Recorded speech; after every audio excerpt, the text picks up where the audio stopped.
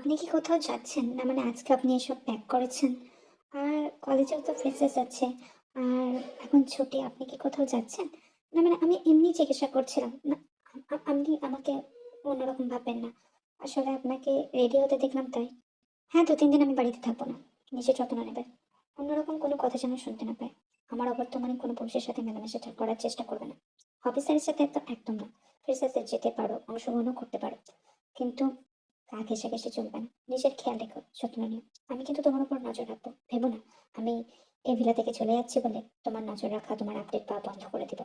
আমি কিন্তু সব চোখে রাখবো। সব নজরবন্দি হবে আমার। তাই আমাকে ফাঁকি দেওয়ার চেষ্টা করো না। হ্যাঁ, আপাতত যাচ্ছি। কিন্তু খুব শীঘ্রই ফিরে আসবো। ভাই বলল যে, "মামুনি তুমি আমায় ডেকেছো কোনো এক কাজে। তোমাদের কি রকম আপডেট দরকার? মানে কি হয়েছে আদতে? পরিষ্কার করে বললে আমি ভালো হয়। তাহলে আমার সমস্ত কিছু ইনফরমেশন জোগাড় করতেও সুবিধা হবে, কালেক্ট করতে সুবিধা হবে। তুমি আমাকে নির্দ্বিধায় বলতে পারো মামুনি।" আমাদের একটা সুখের সংসার ছিল। তোমার সুগাভয় আর আমি ছাড়াও আমাদের ফ্যামিলিতে আরো ২ জন সদস্য ছিল। এক তোমার বাবা সম আর এক তোমার বোন সম। ও যদি আজ বেঁচে থাকতো, আমি ওকে তোমার সহধর্মিণী করে দিতাম। কারণ তুমি আমাদের জন্য যা করেছো তার পুরস্কার হিসেবে আমি আমার শান্ত, নম্র, ভদ্র মেয়েটাকে তোমার হাতে তুলে দিতাম। কিন্তু বিগত ১০ বছর হয়ে যাওয়ার পরও আমি তাদেরকে খুঁজে পাচ্ছি না। ইভেন সুগাকেও আমি বলেছিলাম, ও খুঁজে পাচ্ছে না। আমরা কিছুতেই ওদেরকে খুঁজে পাচ্ছি না। আমি চাই তুমি ওদের খোঁজ খবর নিয়ে আমায় দাও। গত ১০ বছর আগে একটা ভারী অ্যাক্সিডেন্ট হয়। অ্যাক্সিডেন্টটা করানোই হয়েছিল, কারণ আমাদের শত্রু দলের অভাব ছিল না। আমাদের সঙ্গে আরেক ফ্যামিলিরও যোগসূত্র ছিল। তারা বিদেশে চলে যাওয়ার পর তাদের নজর ছিল শুধুমাত্র আমাদের উপর। কিম এম্পিয়ারের কথা তো শুনিয়েছ। সেই এম্পায়ার আর সেই কোম্পানির একমাত্র কর্তা ছিলেন আমার হাজব্যান্ড, আমার মেয়ে। ভীষণ নম্রভদ্র ছিল, ভীষণ। আমি ওকে ভীষণ মিস করছি। আমরা জানিও না ওনারা বেঁচে আছেন কিনা। কিন্তু তুমি একটা শেষ চেষ্টা করে দেখতে পারো বাবা, আমার হয়ে। সুভাও বারবার বলছিল। আশা করি তুমি আমাদের দিকটা ভেবে দেখবে। তোমার কাছ থেকে অনেক রকম সাহায্য আমরা পেয়েছি। আমি জানি নির্লজ্জের মতোই এক প্রকার তোমাকে বলছি, কিন্তু আমি জানি তুমি এই কাজটা করতে পারবে। তুমি খোঁজ দিতে পারবে। তুমি আমাদের হয়ে একটু তো করতেই পারবে। কারণ তুমি আমাদেরকে নিজের মা ভাইয়ের সম্মান দিয়েছো। ভাই, বিয়ে আমার চোখের মনে ছিল, আছে, আর পরেও থাকবে। আমার বাবার নাম আরে। আশা করি তুমি ওদেরকে খুঁজে বার করতে সক্ষম হবে। আর ২-৩ দিন এখানে আছো আমাদের সাথে, আমি এটাতেই খুশি। গিয়ে রেস্ট নিতে পারো। খাবার দাবার তোমার ঘরেই দেওয়া আছে। আর কিছুদিন আমাদের সাথে থেকে যাও। আমার একান্ত রিকোয়েস্ট তোমার কাছে। আমরা তোমাকে খুব মিস করছিলাম। তুমি আশা করি এখানে থাকবে ভাই। সুগা, এত বারবার করে বলিস না ভাই আমার। আমি অবশ্যই ভেবে দেখবো। মামুনি, তুমিও চিন্তা করো না। আমি তোমাদের বিষয়টা সিরিয়াসলি নিচ্ছি। আর খুব শীঘ্রই আমি এই ইনফরমেশন জোগাড় করতে সক্ষম হব। আমার পাওয়ার আমি কাজে লাগাবো। তোমরা আর দুঃখী থেকো না। আমি কথা দিচ্ছি, আমি এনশিওর করছি তোমার হাজবেন্ড আর তোমার মেয়েকে আমি তোমার চোখের সামনে এনে খুব শীঘ্রই নিয়ে আসবো। আর তোরা গিয়ে রেস্ট নে, আমিও যাই রেস্ট নিতে। মামুনি, রেস্ট না, অত কিছু ভেবো না। আমি তোমাকে বলেছি না, তোমার মেয়েকে আর হাজবেন্ডকে তোমার চোখের সামনে ঠিক এনে হাজির করবো। বাই। কি এক বদ্ধভ্যাসে পরিণত হয়েছে। তে ওকে ছাড়া তো ঘুমানোই অসম্ভব হয়ে উঠছে। আমার শরীর কেটে আসছে, আমিও বুঝতে পারছি। আপনি এই সময় ফোন করলেন যে? সবকিছু ঠিক আছে তো? আপনি খেয়েছেন? কোনো অসুবিধা হয়েছে? মানে অনেকটা রাত হলো তো, কালকে কলেজও যাবো। আপনি এই সময় ফোন করলেন, বুঝতে পারছি না। কিছু কি দরকার ছিল মিস্টার জিয়া? ভিডিও কল করো। তোমার সাথে অনেক কিছু দরকার আছে, অনেক বোঝাপড়া আছে। Right now. আরে অন্যটা সরাও। কামিজের মুখটা একটু ঢিলা করো, একটু নিচে নামাও। আমার ভালো লাগছে না তাই। আশা করি তুমি বুঝতে পেরেছো আমার কি এখন অনুভূতি। আচ্ছা, অসভ্য লোক তো আপনি। এত রাতে এসব করতে আমাকে ফোন করেছেন। তাই জানলে আমি ফোনই ধরতাম না। অভদ্র কোথাকার একটা। নিজের খিদে মেটানোর জন্য। তো এতই যখন রস বার করার ইচ্ছে আপনার, তাহলে আপনি ওইসব সাইটে গিয়ে দেখতে পাচ্ছেন না? আর হাতের কাজ রাখতে পারছেন না? এখন এসেছেন আমার কাছে এসব ভাবতে জানাতে? আমি পারবো না। আপনি আর কি চাইছেন? আমাকে একটু শান্তি করে ঘুমাতে দিন। কটা বাচ্চা দেখুন প্লিজ। বিকাল কলেজ যাবো। আপনি নয় যাবেন না, আপনি ছুটি নিয়েছেন, আপনি ছুটি কাটায় গেছেন। কিন্তু আমার কলেজ আছে। এসব এসব আমি করতে পারবো না। পুরো অন্য জায়গায় থাকাবি। তুই কি ভুলে গেছিস তোর বাবার চিকিৎসা এখনো আমার হাতেই? তাই নিজেকে যেমন ভাবে বলছি তেমন ভাবে প্রেজেন্ট কর। আর সত্যি কথা বলতে, আমি যদি তোর কাছেই থাকতাম তাহলে এসব আবদার করতাম না। আমি যা করার করে নিতাম। আর আমার জায়গাটা হার্ড হয়ে গেছে। আমাকে নিজেকে শান্ত করতে হবে। আর শান্ত করতে গেলে তোকে দেখতে হবে। তোকে দেখে নিজেকে শান্ত করতে হবে। তাই আর কোনো কথা শুনতে চাইছি না। আমাকে সাহায্য কর। এই রস যতক্ষণ আমার মধ্যে থাকবে ততক্ষণ আমি শান্তি পাবো না। এই রস বার করতেই হবে আমাকে। আর সেটা তোকে থেকে বার করতে হবে। হাতের কাজ তো আমাকেই করতে হবে, নয়তো তোকে দিয়ে সেই কাজ করাতাম।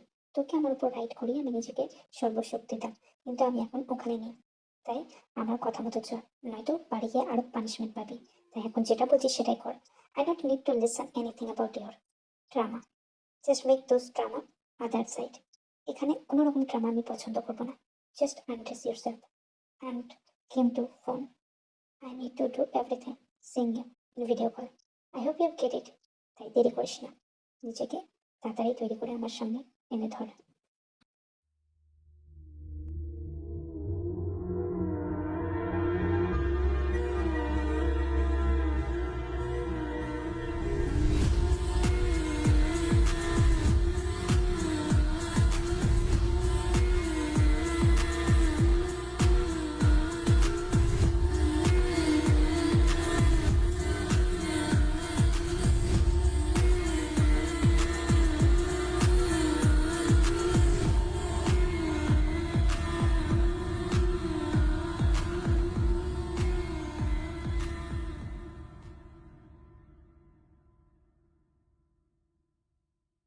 এসব আর নেওয়া যাচ্ছে না।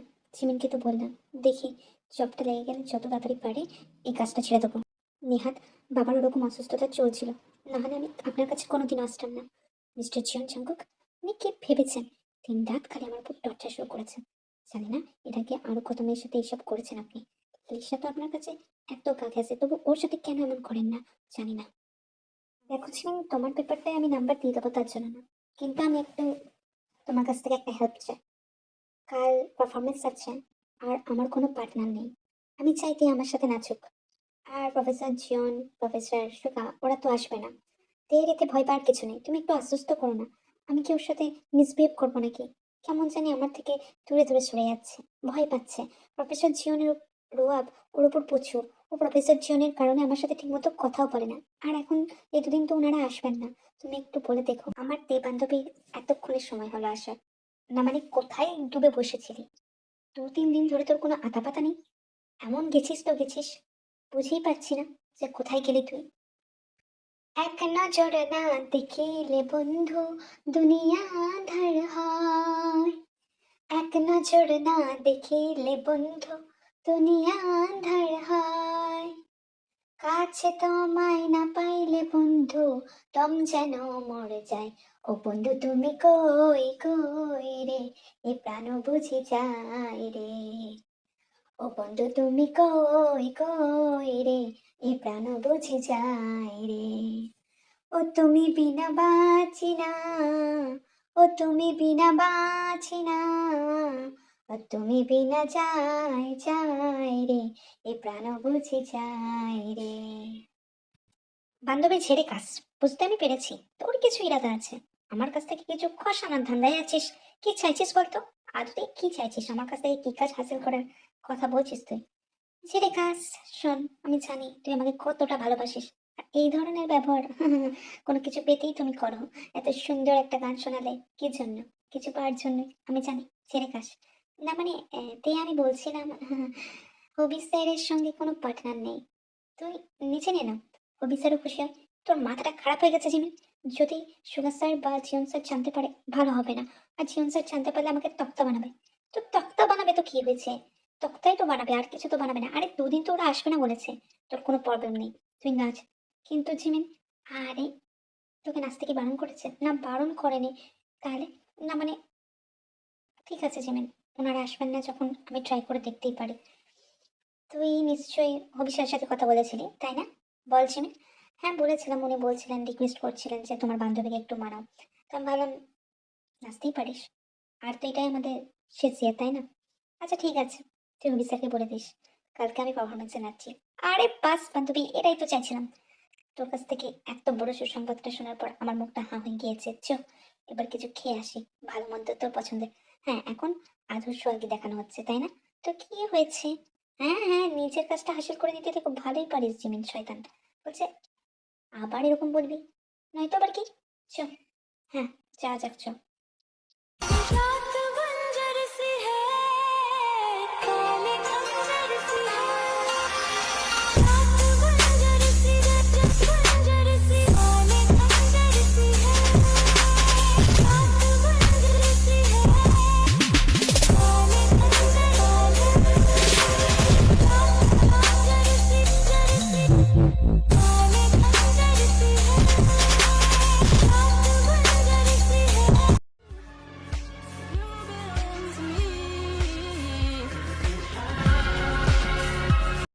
শুধুই পারফরমেন্স। এত ইমোশনাল হওয়ার কিছু নেই। তোর কাছ থেকেও পালিয়ে যাচ্ছে না। হয়তো হবি স্যার ওকে ফোর্স করেছিল তাই নেচেছে ওর সাথে। তুই বাড়ি যা, শান্ত হয়ে ওর সাথে কথা বলবি। একদম উত্তেজিত হবি না। থেকে একদম কোনো কিছু করবি না। আমাকে কথা দে, তুই টিয়ার খেয়াল রাখবি। তেকে বকবি না, একদম বকবি না। তের কাছ থেকে সবটা শুনবি, তারপর যে কোনো ডিসিশন নিবি। তের কাছ থেকে কিছু না শুনে তুই তের উপর চড়া হতে পারিস না। এটা একটা ডান্স, বুঝতে পারছিস না? ডান্সটাকে ডান্স হিসেবে নে, এত ভাববার কিছু নেই। ডান্স নয় মানলাম সুগা, কিন্তু ডান্সের স্টেপ ও কি চাই অফিসারের দিকটাও ওর মধ্যে নিতে? ওটা কি ধরনের ডান্সের স্টেপ ছিল সুগা? আমি কি বুঝছি না? যেই দেখেছি দুদিন আমি বাড়িতে নেই, নিজের ইচ্ছে মতো ও এরকম করছে, খেয়াল খুশি ও এরকম করছে। ওকে শাস্তি দিতে হবে সুগা। তুই জিমিনকে নিয়ে যা ওখান থেকে, আমি থেকে নিয়ে আসি। তারপর যা বোঝাপড়ার বাড়িতে হবে। আমি এখানে আর কোনো রকম মাথা উত্তপ্ত করতে চাই না।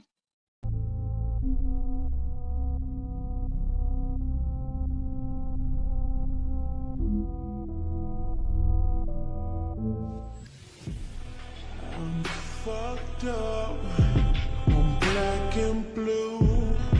I'm built for it. I'll be abused. Professor Jio না, আর না প্লিজ। আমাকে অফিসার আমাকে বলেছিলেন, তাই আমি ওনার সাথে নেচেছি। বিশ্বাস করুন, আপনি যেমনটা ভাবছেন তেমনটা আদতে কিচ্ছু হয়নি। ওটা একটা ডান্সের স্টেপ ছিল। আমার সিঙ্গেল টাচ ওনার গায়ে চাইনি।